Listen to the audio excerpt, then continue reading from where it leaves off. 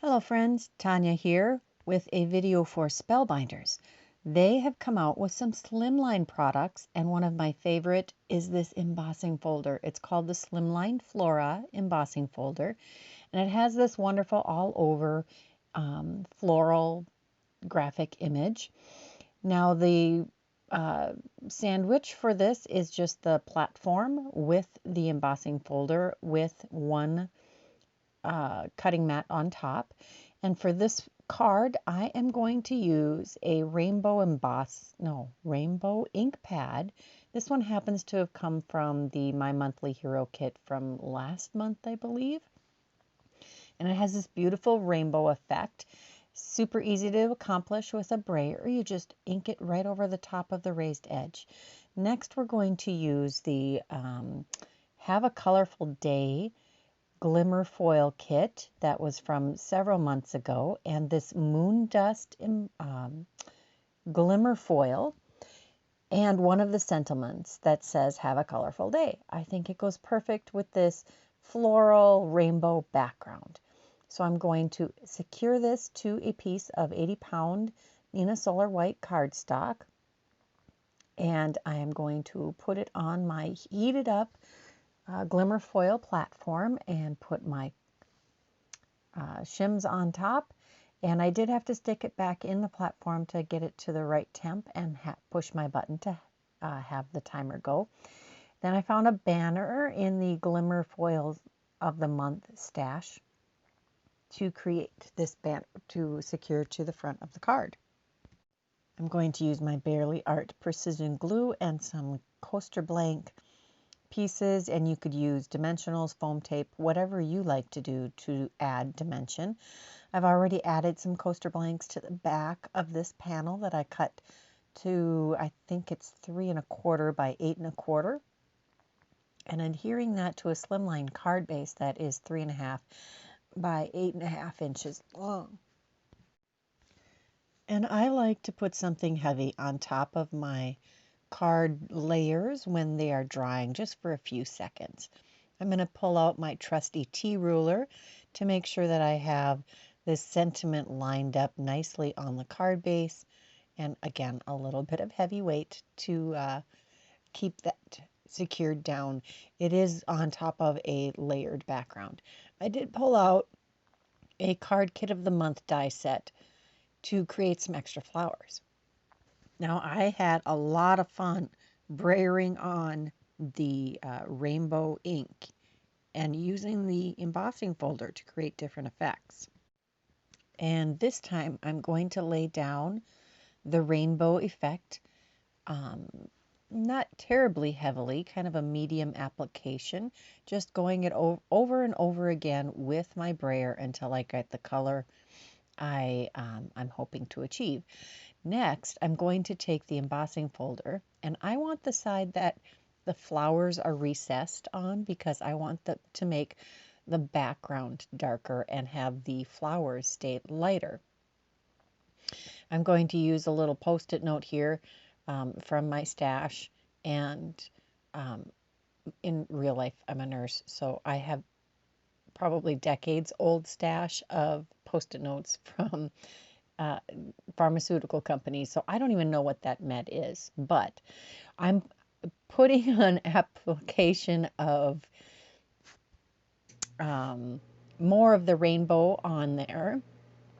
And my secret to not smudging this is laying it on the side that hasn't been inked, so the back of your card is in first, and you can do your adjustments before you close it. Then run it through the die machine just like you would any other. I inked up the embossing folder again and stuck a plain white piece in, and this is what you get without the inking before. So 2 different looks. I think they're both wonderful. Now I'm going to ink up the other side so that you're going to get ink on the flowers, and the background will stay mostly white. You're going to see that there is some inking on the background. It does create I think, a lovely effect. It's a bit messier. So I'm going to put that on the uninked side. Actually, I haven't even cleaned it, so you're going to see some on the other side. And this is more of an oatmeal type card base, and that's what it looks like. Now for this next card, we're going to use the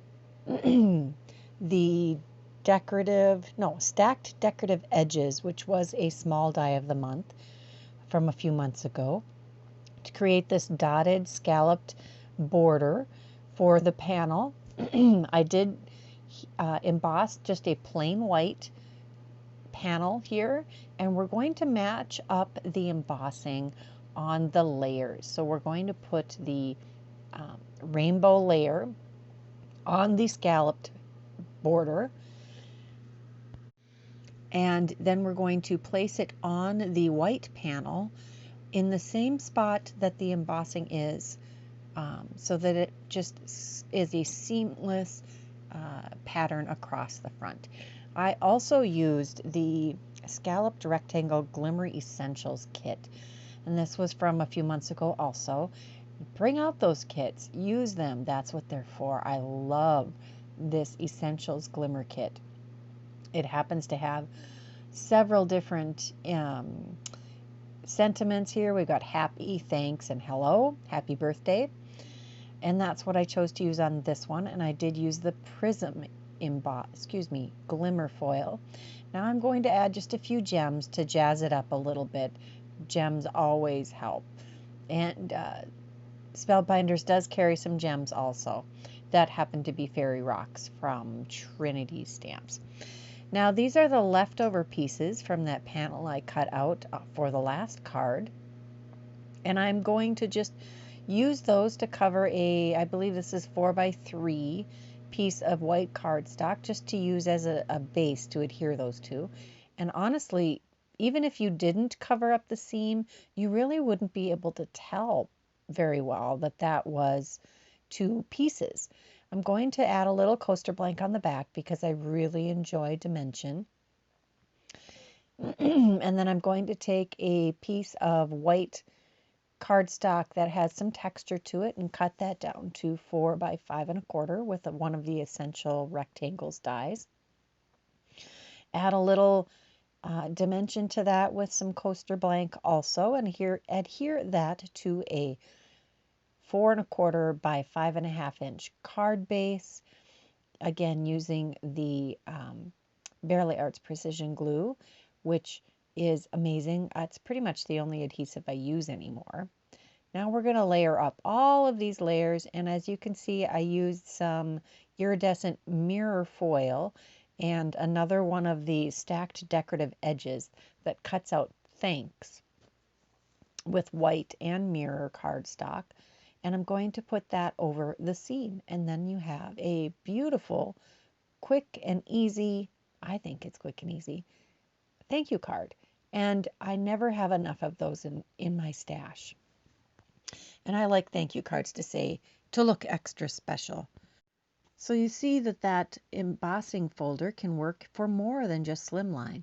Here's a quick review of all of the cards that I created with some close-ups. And I would love to hear which one you enjoyed the most. Have you tried this technique, and are you going to go try it right now with any of the embossing folders you already have in your stash? I would love to hear about it. If you've enjoyed this video, please give it a thumbs up. Leave me a comment with any of your questions or just to say hi. I love to hear from all of you, and I do try to answer all of the comments that you leave. If you haven't subscribed to my channel, do me a favor and click the subscription button. And as always, links to the products I used today are in the description box below. Until next time, bye-bye.